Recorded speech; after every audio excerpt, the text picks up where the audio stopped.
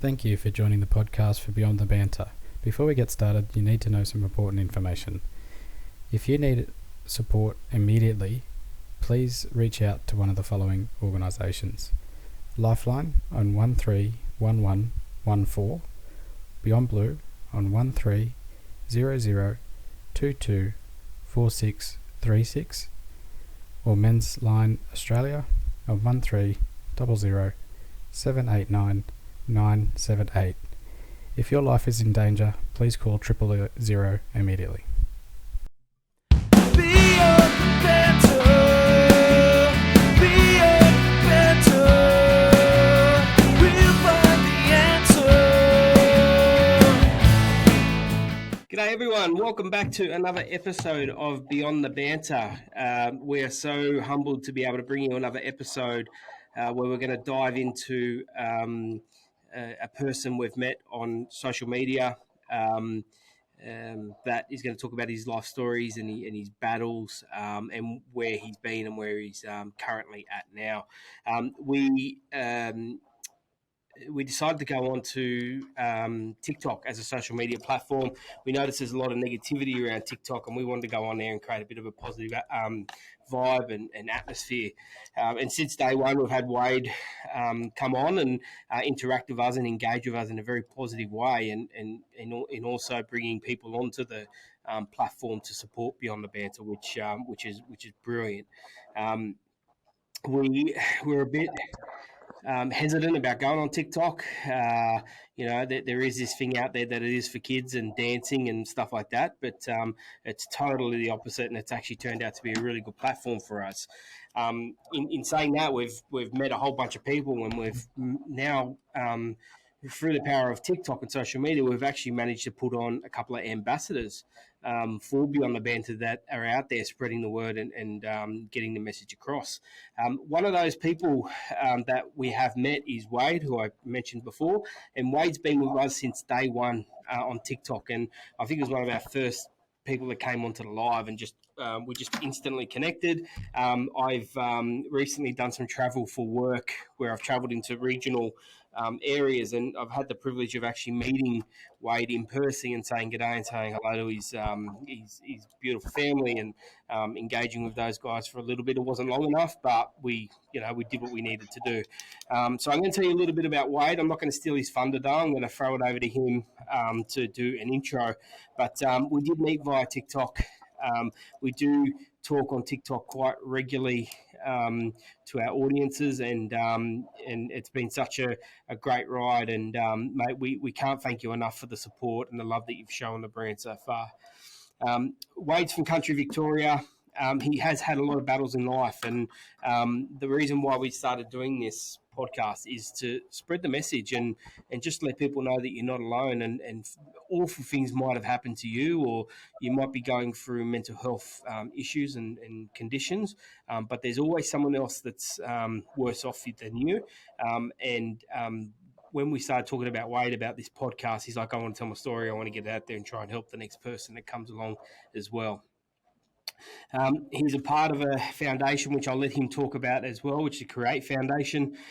He's had mental health challenges throughout his life. But I'll finish off on this note that I've just found him to be a really good guy, really honest, very humble, very open about his issues and challenges he's had in life. But just a deep down good guy. So, look, Wade, I'll throw it over to you, mate, to do an intro. And again, mate, we're very humbled and grateful for you to jump on and share some time with us. So thank you, mate, and I'll throw it over to you to do an intro. Yeah, thanks very much, Chris, mate. What an amazing privilege to actually be on this podcast today, and just saying g'day to everyone, and just helping spread the word, and just get a message across. But my name's Wade Blake. I'm 27 from Wangaratta, Victoria, small country town just on the border of near Victoria, New South Wales there. And I'm 27. I'm living with an intellectual learning disability. And the reason how, as Chris said before, how we connected was through the power of TikTok, which is a big platform. And yeah, I just wanted to jump on, just help spread a bit of awareness and positivity and whatever. and also because I thought we connected real well and stuff like that, and so yeah, I thought I'd just come on and just Yeah. jump on, join the podcast, and have a bit of a chat. Mm. Yeah, awesome, mate. Awesome. All right, good intro, bro. And look, we will sort of unpack that as we go, and as you sort of start telling your story, we'll definitely identify little bits and pieces, and we'll ask you about them. So, as we said before, at any stage you feel uncomfortable or don't want to answer it, just let us know. We completely understand and fully respect it. So, look, I'll just put it out there that Topher doesn't know the full story. I do through our discussions. I haven't shared that with Topher because, at that stage when you told me it was between me and you. So it might take a little bit to unpack Topher and understand. So I'm prepared. I'm aware. So I'm happy to sort of lead with questions if you're still unpacking what's actually going to happen here. So. That's kind of the beauty of it, right? Is that I get to hear it for the first time, and then that'll spark my interest into some questions, I hope, and I'll ask them that I feel are appropriate. And as Chris said before, if you don't want to answer it or you're not comfortable with the question, just say so, and I'll move on. But I said it the other day, and I do think I agree with you. It's a great platform for people to be able to express themselves. And once you start doing that, you realise that it's actually quite a big network of people that have been through similar or other circumstances. It's quite a big group. So happy to have you on, Wade, and I look forward to hearing your story. And I appreciate you sharing it. It's invaluable. Yeah, definitely. What a privilege to actually be on the podcast, and just amazing to actually be. I'm actually lost for words. I don't know really what to say, but because I'll be talking for ages. But yeah, what a massive privilege actually is to be on this podcast and with you guys, and yeah. Awesome, mate. Awesome. And that just radiates how much of a nice guy you are. And people are going to get that, and people are going to see that, mate, straight away. So, mate, look, let's jump straight into it. So let's talk about early childhood, right? Now, let's talk about your earliest memories, what it was like, challenges, and a little bit about growing up. Let's start there, and then we can sort of go into it a little bit more. All right, cool. So, do you want me to start All talking? you, mate. All you. Yeah, cool. So, I was born in Tasmania, so I haven't lived in Victoria all my life. So I was born in Tasmania in 1995, to a mum and dad, of course, and three younger. Well, I'm the second oldest of three older sisters, three sisters. So, like, I'm the only boy, which is pretty cool, but at the same time, it's unfortunate. But so I was born in Tasmania at the Burnie Private Hospital. I think that's what it's called now. Still, yeah. So yeah, I was born at the Burnie Private Hospital in '95, and my upbringing wasn't very great. I was put in the foster care foster care category at a very young age, due to domestic violence, as well as that my mum wouldn't be able to cope very well because I was the only boy. So it was very different. Um, and that pretty much brought up some very big issues throughout my upbringing. I was put in the foster care system. My mum abandoned me to a lady she pretty much only met like a couple of weeks before she put me to this lady. And then she was escorted to New South Wales by the police because of domestic violence between my mum and my dad.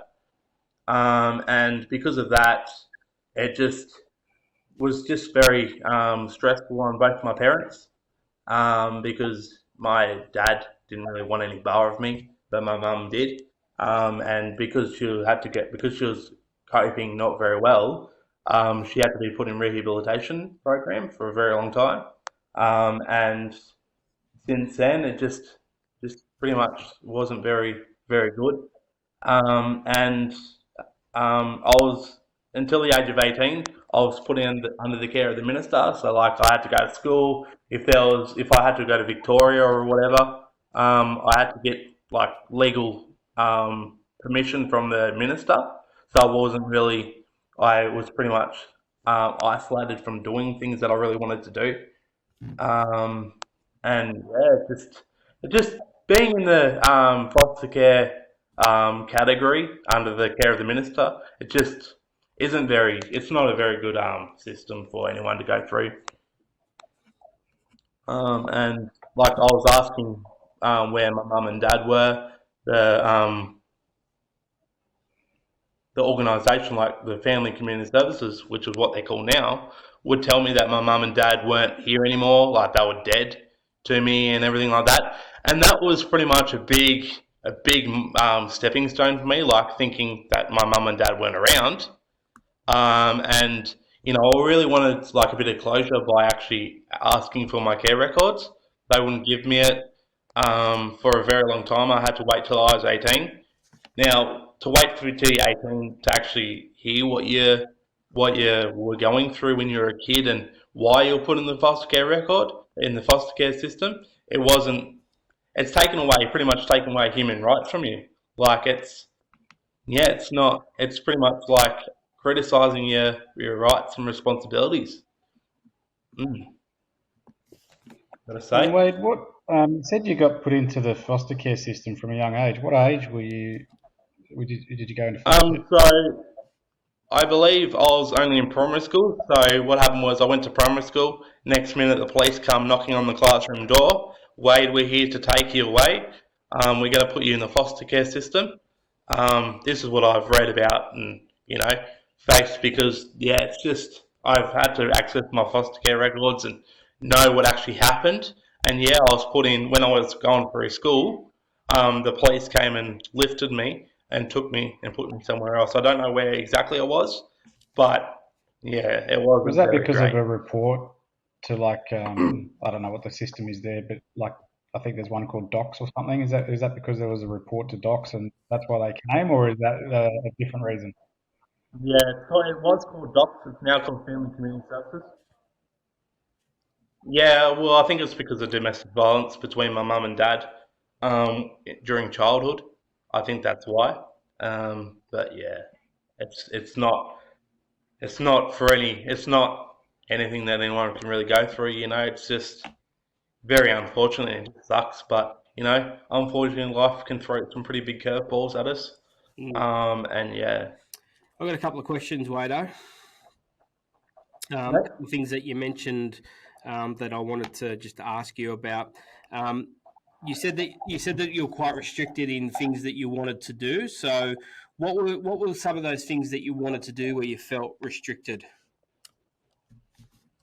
So during school, when I was in primary school, like if I wanted to like go on a school camp, I actually had to get permission. Like my foster carers would have to get permission to actually send me on school camps if it was like across the state or, say for example, I was living in New South Wales, and then I had to go to Victoria. The minister would actually have to sign it, and if I didn't get signed or anything like that, or if the minister was like, "Oh, it's not very important," I'd miss out on school camps and being able to mix in and being able to, yeah, just mix in with people and just build friendships and stuff like that's a big struggle I went through as well is building friendships because like being in the foster care system, like you can go to school like the next day you could not go to school again. You could be at another house, and it just throws you around really.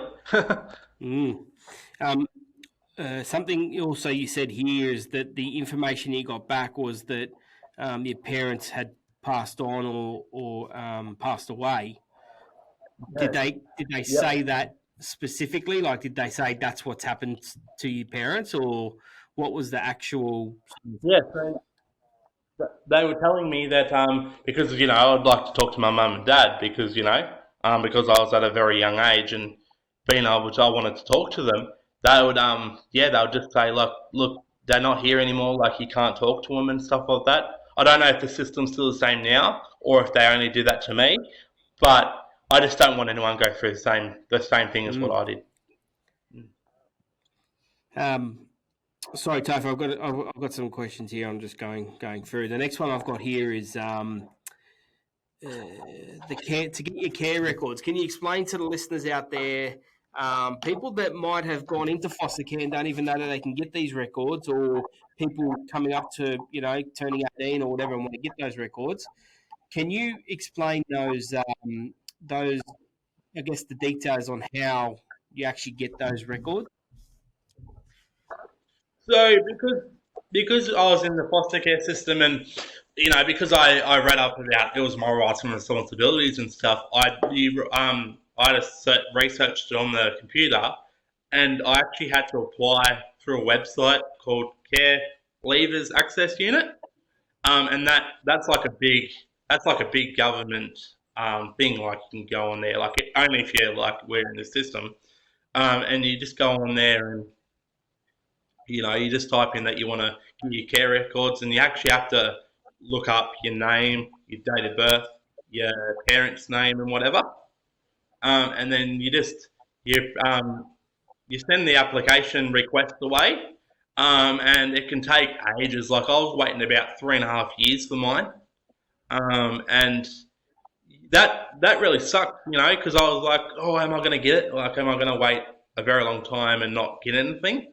And yes, it's just they ring you up like I was prepared. I was prepared to get mine. Like they rang me privately, and they just said, look, you've got to be prepared for what you're going to get. And it was like a big 3,000 pages document, and like you have to actually read through the whole thing, like not the whole thing, but read through the points, the important points to actually know what actually happened. And I tell you, as soon as I read it, I nearly burst into tears because, yeah, it just sucks, just knowing what actually happened, and it gives you everything from like your birth through to everything. But some people they can only have like 200 pages. Some people can only get a page out of their document, and yeah, just waiting for a very long time. It just stresses you out. We'll come back to that. We'll come back to that report in a little bit. Through that time when you lodge your application to get this information, are any services provided to you for mental health or counselling or psychologist help, anything like that along the way to help you? Not not until you actually have your records, because at the very back of the record you actually have to go to the very bottom. It then says if you would like any information, or if you just want to go through, if you're having a tough time or whatever after reading it, it tells you, like gives you these different numbers, but it's like 3, so you actually have to research and find out what they're all about. But there's no mental health. There's no mental health numbers on there. There's not even Beyond Blue or Lifeline or anything on there. There's just numbers that you probably wouldn't even realise. You wouldn't even recognise. Sorry. And did you call any of those numbers, Wade? No. I went through a counselling service through who I go through for support and that, and they helped me. Yep. But yeah, it just sucks. There should be more services out there that they should really contact you or stuff like that, instead of you having to contact them. Yep. Yeah, I agree. So with obviously growing up in the foster care system from primary school, so you obviously had a relationship with your family before that. I don't know. Chris knows that I grew up not knowing my father, so a lot of through my school years, I used to wonder about that, and I'd see kids with both parents, and so that used to play on my mind a little bit, right? So I'm not suggesting in any way, shape, or form it's the same thing. But what I don't even know if Chris knows this, but I was not long after birth, I was nearly adopted out, and so I've always wondered about that as well. What would have been, and what would have been the thoughts if that actually went ahead? So I was actually left at an adoption centre, and then my mum came back to get me 24 hours later because she couldn't do it. So thinking about my own circumstances, and again, I'm not trying to make my circumstances the same as yours But I'm just using my circumstances to try and come up with questions. So how did that make you feel growing up from primary school, knowing that change in your family circumstances? How did that present through your school years and high school, understanding that was different to what's socially normal, I guess, right? Yeah, so I didn't. So the schools that I went to, there wasn't anyone. Like I wasn't sure if there was other kids in care like that I went to school with because like there wasn't any conversation around people, with a foster care experience going to school and stuff like that, and it just really made things a lot harder. Like I'd open up sometimes to people and be like, I was a foster kid, and I'm only here because I was put here because I was a foster kid. But that that that was like it was like I was a rare kid at school. Like I'd never fit in with people.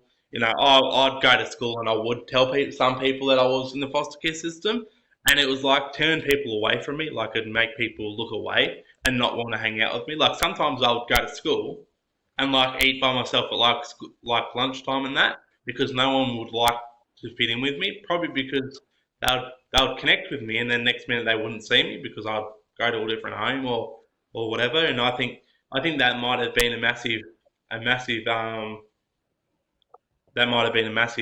factor to why they weren't getting to meet me and stuff like that. And just it's not very good.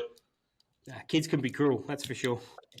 I was just about to say exactly the same thing. Like, kids will grab onto something and they can be real jerks about But it. also I Yeah. reckon a part of that would be kids going home and telling their parents that there's a foster care kid and this and that. And I reckon that's You would hope the parents would be a bit more understanding and say, that doesn't matter. It's still a I person, know, right? But that's just not been. I know what you're saying. I get what you're saying, but I'd imagine as a kid going through that circumstance, that would be quite confronting to deal with while other kids are just dealing with being kids.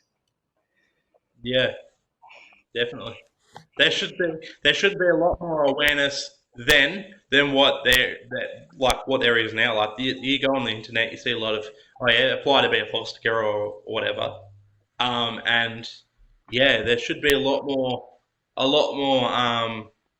awareness and connection back then than what there is now. Yeah, I agree. Well, kids' basic needs is to feel a part of a family, right? Feel safe, feel secure, feel loved. That's pretty normal. So I'd Yeah, imagine being separated from your family that you lose that connection.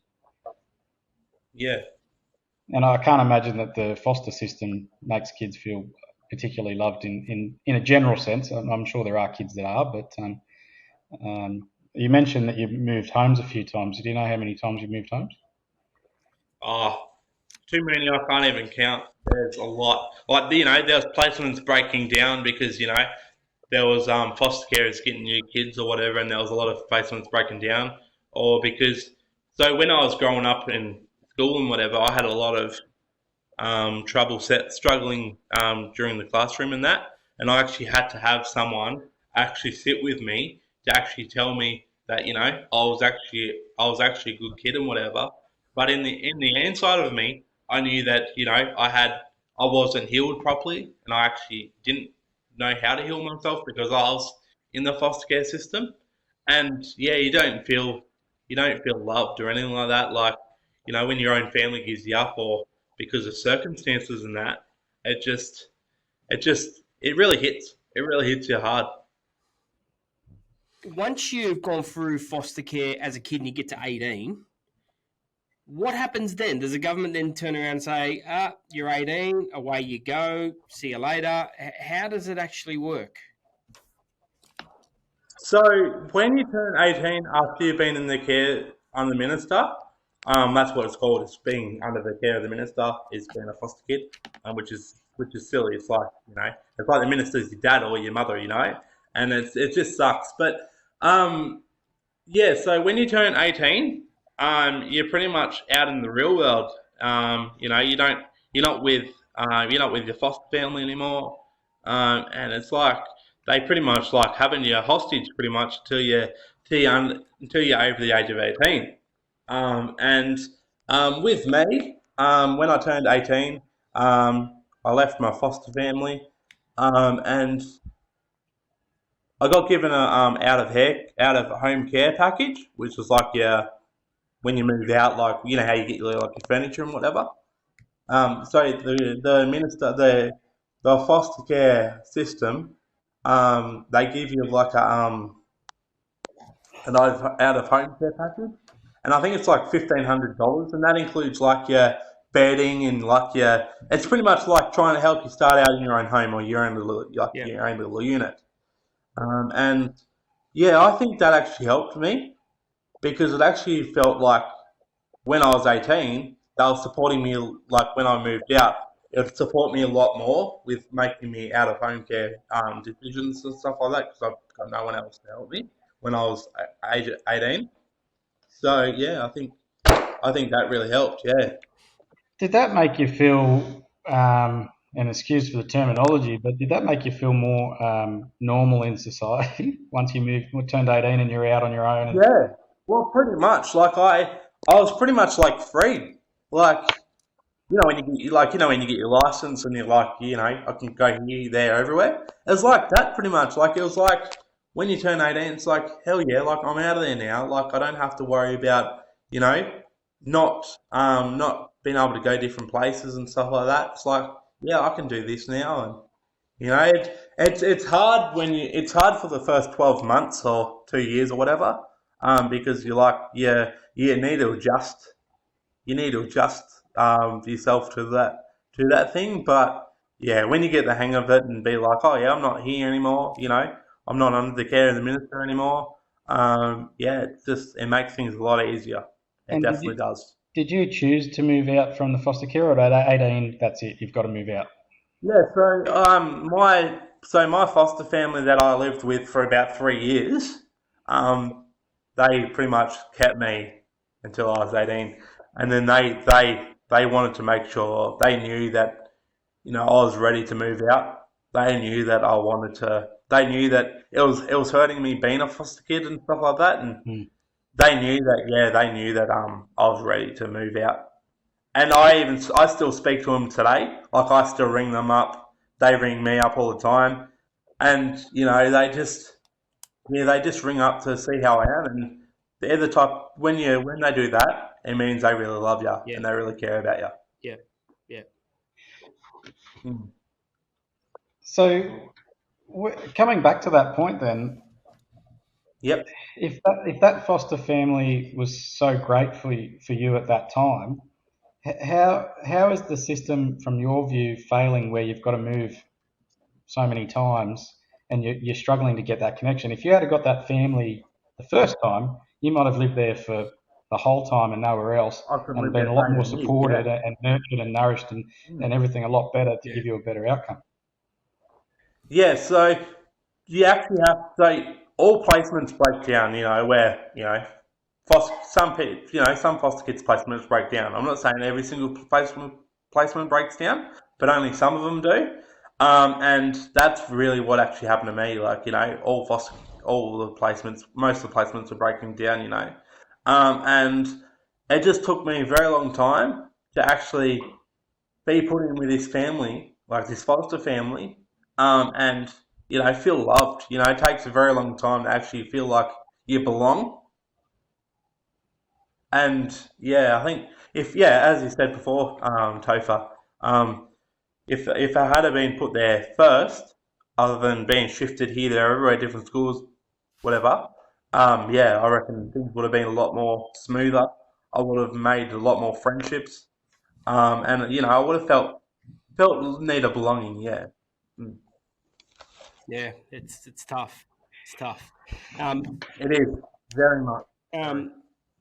Topher, did you have any more questions on your side? I'm sure I will have more. I mean, I'm just thinking at the moment, a friend of mine, he takes in foster kids, and he doesn't, kudos to him. He's had some very challenging kids, but he's actually really worked with those kids rather than just say this is too hard. And I'm assuming that in some situations that's what happens. Some kids are appear to be too difficult for the fosterers, and they say we can't do it, change it out or something like that. But he's actually he's told me some very difficult stories and how he's resolved them, and we need more people like that in the system. Yeah, Yeah. 100%. Yeah, This is it going to should shine be a a lot light on. more. To be honest, I think this is going to shine a light on a few things. All right, so look, we'll change it up a little bit. We'll if you have any, any comes to mind, Topher, just sing out. So okay, so wait, so let's recap. So you've gone into school. You've been removed from school by the police, put into foster care. You've gone through life. You've made had to make some changes of your living conditions. You got to 18. You wanted to land on your own 2 feet. You got this report. I'm just looking for my notes now. What was the name of that? The care records. You got the care records. What happens next? You get your care records. You then what after? Do you mean after the care records? Like what happens after you get that? So you read it. You went through it. And only if you feel comfortable with it. What were some of the things in there where you that just shook you to the core? So before I got my care records, because I was about 19, 20, I got a friend request sent to me on Facebook, and it was Jody Blake, and I'm like, because I didn't really know, I didn't really know who it was, and I'm like, this might be my cousin or whatever, and I didn't know anything, and it was my my father. He sent me a friend request on Facebook, and he started messaging me, asking me how I am and everything like that, and I'm like, this can't be my father, because I was told that my mother and father weren't here anymore. So did he identify himself as your father straight away? No, he didn't. He didn't at first. He asked me who I was. He asked me how I am and that, and I then said, "Oh, may I ask what your relationship is to me? Who you are?" And he goes, "Oh, I'm your father." I'm like, this can't be true, And anyway, he goes, "Yeah, I'm your father." This took ages for me to get used to because what I was told and stuff like that when I was growing up. And I'm like, nah, this can't be it. Anyway, he kept messaging me and he's like, yeah, I'm your father. Gave me my date of birth, so he must have knew that, he must have knew a bit about me. Anyway, so I looked up on my birth certificate when I got my stuff, and it said Jody is my father. I'm like, that really traumatized me a little bit because that's the system failing someone when they lie, when they deny that person. Anyway, so yeah, and anyway, he asked me if he wanted to come down and whatever, because he was living in Sydney at the time. And he come down and, because I was living in a disability home for a while for a bit of support and stuff like that because, being in foster care and whatever, I was put in a disability home just for support and just to actually help me build dependence up a bit. Anyway, I had a bit of support, he came and visited me. It was only for a couple of hours and he went back that night on the train. And I had the support and stuff like that there. And then as soon as and then our relationship wasn't very great. There was a lot of arguments and disagreements and whatever. And then I got me foster care records after about 3 years of waiting for it. And so you hadn't had him prior to meeting him? Pardon? So when he came down on the train and saw you, you didn't have your care records at that stage? No, no. I only had messages and stuff like that on my phone, from him messaging me and stuff like that. And, I kept their messages because of, just for a little bit of closure and stuff like that.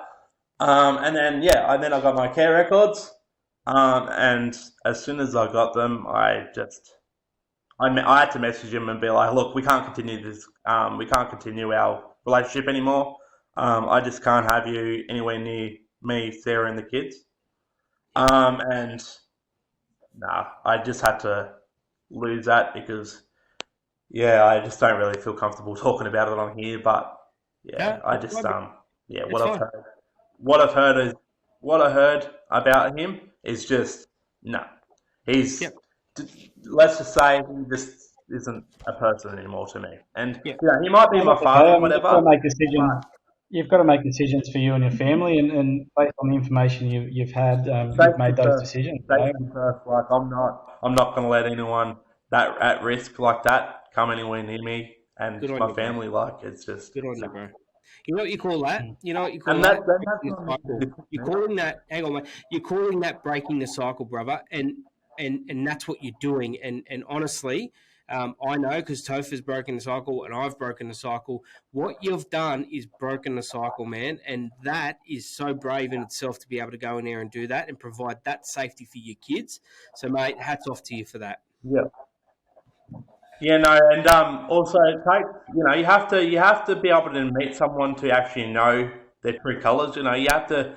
It takes a while for someone to actually show themselves before you actually have to make the decision. But when you have to make that decision, especially being family, it just it's not easy. It's not an easy No, way to no, do it's it. not. But No, it's yeah. not. All Mm. right. So, okay. So that's your dad. What about your mum? So so my mum's still kicking along. Yeah. I talk to my sisters now. My sisters and my relationship's very, very, very strong. I'm so happy My to hear that, sister's going bro. to come down and visit me hopefully this year.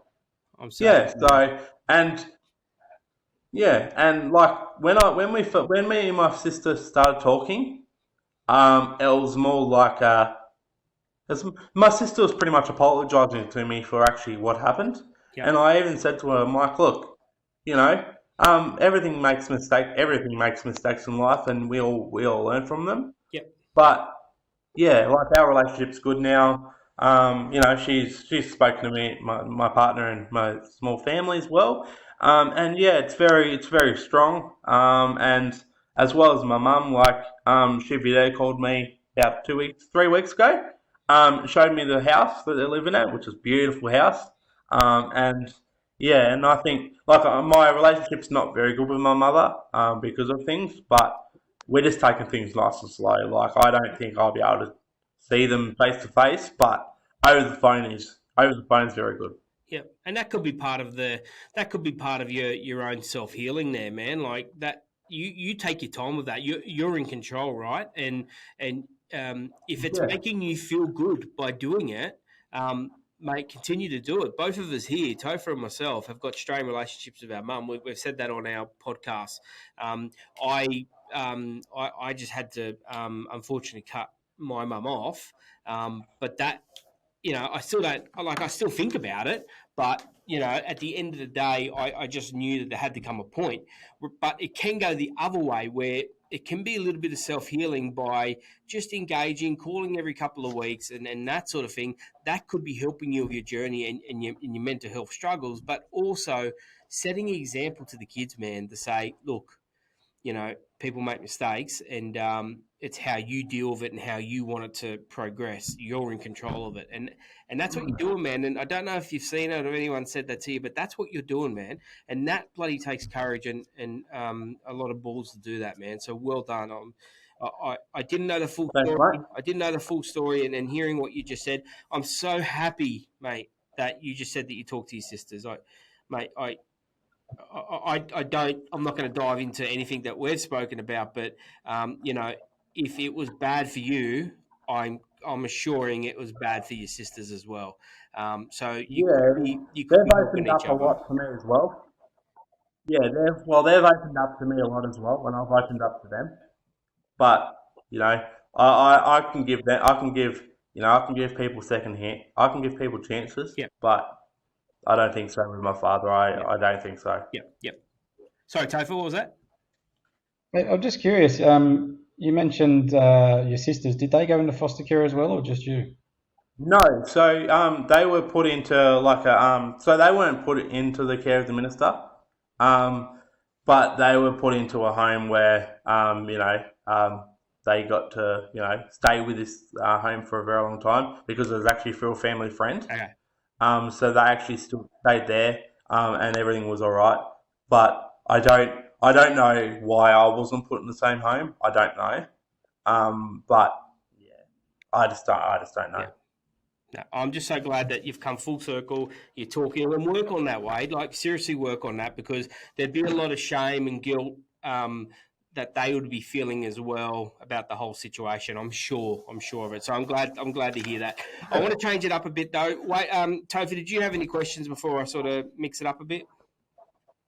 No, mate. No, I don't have anything else at the Yeah, cool, moment. awesome. All right, so we've gone through that. You've got the report. You've moved on. Tell us a little bit about your disability. Tell us a little bit how if that's been a struggle for you, and if that's affected your mental health growing up, being a bit isolated. You've mentioned a few things, eating lunch by yourself. First of all, let's talk about your disability, what it is, and then Yep. struggles you had with that through life. All right. So I have an intellectual learning disability, which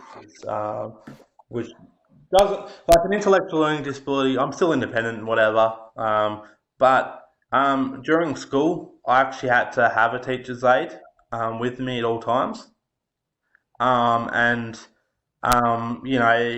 I because I had a teacher's aide growing up in school and high school and whatever, I knew that I wasn't at fault or anything like that. Like I knew that it had nothing, like it was nothing to do with me. But um, going through school and stuff like that, I was bullied quite a bit, and I'll go into a bit more detail later with a few things. But yeah, I was bullied. It's pretty much like I was getting eaten up inside. If you know what I mean, like Yep. it was just like the inside of me was getting taken out because I was, growing up getting bullied and whatever. And I just felt sick, having to go to school, getting picked on, because I had a disability and stuff like that. And now, if I ever see someone get bullied or something like that, I can actually step in and be like, because I have that experience, I can actually help people who are actually going through that experience. Yep. Can I just ask which is then, probably is that a diagnosed learning disability, or is that because of the circumstances of your upbringing? yeah, no. So it was through birth. I had a few difficulties when I was actually born, and that's actually why I have a disability now, like an intellectual learning disability. But yeah, it just wasn't diagnosed at birth. Yeah. All right. Awesome. All right. So I guess the bullying and the isolation would have taken a toll on your mental health growing up. So talk to us a little bit Yep. about your mental health and your state growing up. How bad it got, what you did to try and help yourself and open up and speak to people. Did you open up and speak to people? Tell us a little bit about that. I didn't even speak to anyone. Like I didn't have, I did have a counsellor during school, but that's the only thing I had. Was being able to go in the office, talk to the school counsellor. That's the only support I had, other than the teacher's aide, and that really sucks, because when people are in the foster care system and stuff like that, they should have a counsellor 24/7, like the council, like someone just check-ins on you every day when you're at school and stuff like that, just to see how 100%. things are going at home. But I didn't have that. Like I didn't have that. I didn't have that You're option of being able to have that. you're a son of the minister, right? Or care of the minister, whatever it is. Yep. I'm pretty sure the minister's run by the government, so there should be government support, government funding to be able to look out for kids like you. And I know this was a while ago, but it makes. I'm just sitting here, not like I'm just boiling inside because it's government. That's where our taxpayers' dollars go to be able to support people like yourself to give you the best chance at life after going through something so horrific. And I'm sure Yep. once But we they, release they this episode, I'm sure once it gets out to air, we're going to get a barrage of people come in and say, "This happened to me as well. This happened to me as well." So you got to get yourself ready for that way because I think a lot of people are going to come to you. But me just sitting here and listening, it's actually making me sad because for someone to go through something like that for so long and not have anyone to talk to other than a school counsellor, which you know, I couldn't think of any worse. And I think back to my kid, my little boy, and I think you know, as he grows up and he goes through bullying and stuff at school, it's gonna affect me.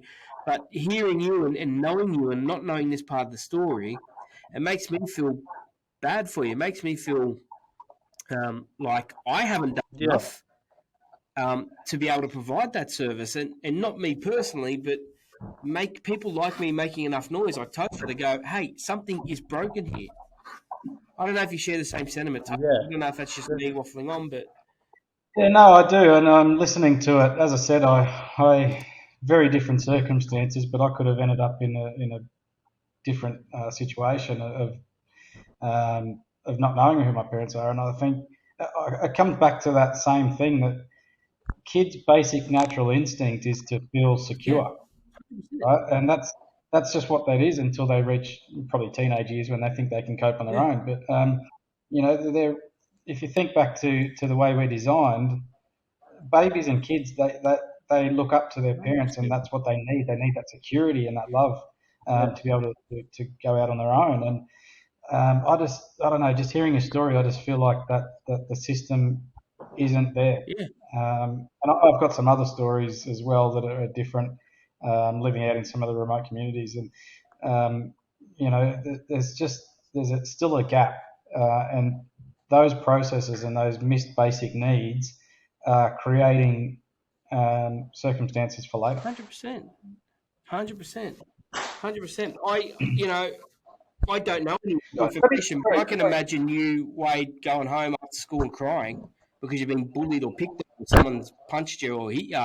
I'm sure you've done that. I'm sure Yeah. you've gone home and done that, and living in foster care. And yes, you're lucky in those later years you got a good foster home. But when you go into a foster care where they don't really care, and you're like, okay, well, I've got to sit in the room and cry to myself. That's where my head goes with it Yeah. all. Yeah. Well, it's when I did turn 18, I was looking back and I'm like, whoa, like I don't have to go through that trouble Yep. again, and it just feels like that. How do I know that people who are going into the foster care system now, yesterday, tomorrow? How do I know that they're not going to go through the same struggles than what I did? And that's why I'm actually on this podcast too, to actually talk to you guys about it, and also let everyone know that because you're in foster care, you're not different from everyone else. You're human, you're loved, you're whatever else. But it just feels like the foster care system will keep failing people until there's a lot more people like us that are talking about it to actually address the Yep. issue. Well said. Well said, mate. Well said. All Mm. right. Okay, so we've covered all that off. Let's fast forward a bit, okay? Let's Yep. talk about your partner, your living at home, what you've achieved, what you want to do, and then tie into create foundation at the end of that as well. And let's plug in that and make sure we talk about that a little bit. All right, cool. So, as you know, as I said, I live in Wayne Greater Victoria. I live with my partner and her 3 kids. And yeah, it's a loving family. It's Instant. very hard. Being a You stepdad. left out instant dad, mate. You left out instant dad. That's a key thing. Instant dad. That's the one. That's the one.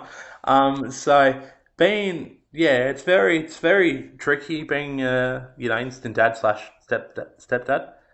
It's very hard. Yep. But I have the support, from you guys, everyone around me, and I feel good about myself. Being able and being a foster kid and the upbringing and stuff like that, like you feel successful being able to look back, see what things I survived, and stuff like that, and just pretty much being someone who has actually gone through the system, um, as a failed as a kid and through the system, and looking back at what I'm doing now and stuff like that, it's a big stepping stone, really. It's huge, mate. It's huge. And Mm. talk about your business. Give that a plug, mate, so people know in the area what to how they can get in touch with you. Car detailing? Is that what you mean? Yeah, so I'm a car detailer here in Wangaratta. Just getting out, helping people, and because I just feel like there's a lot more. There should be a lot more kindness and positivity and just helping people out. That doesn't hurt, and it doesn't cost anything to be kind to someone, and helping people out. It doesn't cost anything. Bro, you're trying to create your own business. That's more than just car detailing, mate. That a lot goes into it. So, there's a lot involved. A in lot, that. yeah. Yeah. So, From the website we're through listening to to this, and we're going to spruik it on our TikToks more often, man. Is people in Albury or close to Wangaratta in those areas to. What are you laughing at? I always struggle with Wangaratta. Is it Wangaratta? Anyway, those people in those areas, mate, to look after you, and if they're in the area and they need something done, to give you a buzz, mate.